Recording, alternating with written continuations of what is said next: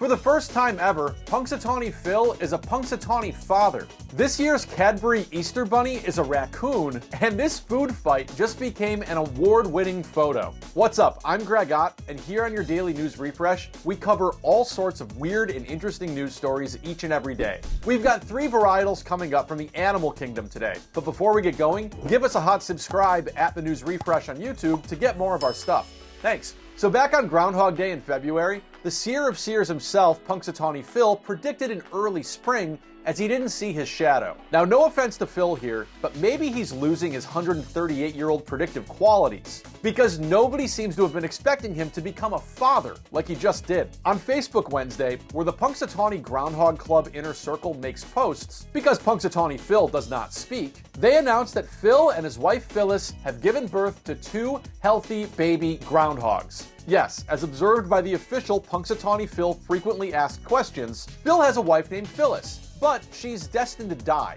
as there's only one Phil who's been sipping on a secret recipe elixir of life every summer since 1866 that restores his life for another 7 years. Sounds like one of those recipes in Breath of the Wild that gives you a lot of extra hearts for a really long time, but whatever it is, it's certainly keeping the little guy vital, and perhaps in a way a bit more randy than usual. You see, that very FAQ addresses the question, does Phil have any children? With the very straightforward, no, Phil has never had any children. The curt tone of the response makes it sound like a very sore subject between Phil and Phyllis, but perhaps growing tired of their lavish dink lifestyle and wanting to do something else besides his other spare time activities, like enjoying the daily newspaper, they decided to become a full-on nuclear groundhog family. At a news conference, the head of this inner circle thing said that another club member discovered these babies when he went to feed Phil and Phyllis some fruits and vegetables. I think she can at least hold off on the green leafy stuff for a while. After the baby groundhog announcement, a follow-up post included a short video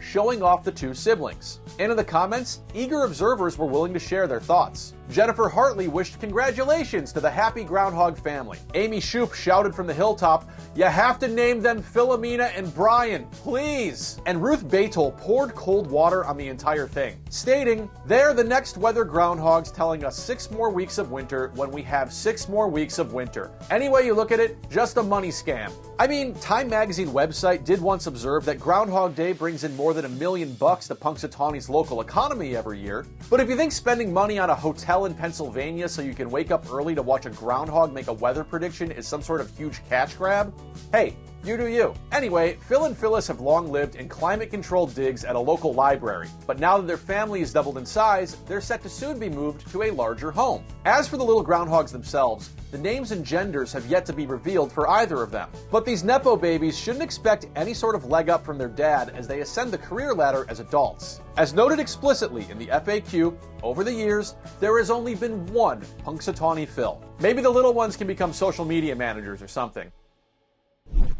Easter Sunday is Sunday, so naturally, one would expect to see the Easter Bunny. History.com claims these things started hopping into Americans' lives and hiding eggs behind bookshelves back in the 1700s, when German immigrants brought with them a tradition of an egg-distributing bunny called Osterhase, aka the Easter hare. But whether you're picturing a kind, fluffy bunny or a man in a suit just trying to get through the day, you probably wouldn't expect one of these garbage dwellers to be the creature kindly hiding fine treats for your children to enjoy. But according to the 2024 Cadbury Bunny Tryouts, this thing here is indeed this year's official winner of the 6th annual competition. This thing is a 2-year-old raccoon from Miami, who a press release says was rescued after it was deemed unfit to live in the wild. Hard to believe. Now, earlier in March on Instagram, this raccoon Louie was one of 32 creatures pitted against one another to vow for the title of Cadbury Bunny in an NCAA-style elimination bracket. The competition was fierce. Some actual Easter bunnies went down in defeat against some Easter cats, Easter dogs, even an Easter iguana.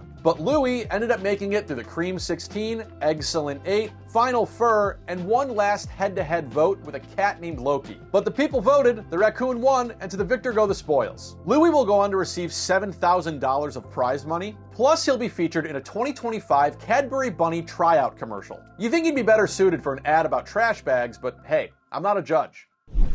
Have you ever gotten into a fight over the last piece of pizza? Well, what if a slap from your girlfriend during dinner turned into a prize-winning photo? That's essentially what just happened at the World Nature Photography Awards. This is underwater gannets, an image captured by a UK photographer named Tracy Lund while she was on vacation at an island off of Scotland. Using a DSLR camera with underwater housing, she lowered the camera as thousands of these seabirds started to dive into the water. And as depicted here, she captured this winning image of two gannets fighting it out over a fine local fish. The photographer says she took 1,800 pictures that day, but only 2 turned out to be usable. I can relate. I took like a dozen shots at this circus recently, trying to capture the exact moment a clown tried to get a baby doll to land on a chair on his head. It didn't work out for me, but for Tracy, she was named gold winner and grand prize of World Nature Photographer of the Year. And in the landscapes category, Italy's Ivan Petretti won for this shot from Iceland in winter. Now in its 5th year, this award show debuted in 2020 to promote the world's best nature and wildlife photographers. And for every entry the group receives, they say they plant a tree. Hey, so you hear that, nature photographers? Find one of those trees, you might have an in with the judges.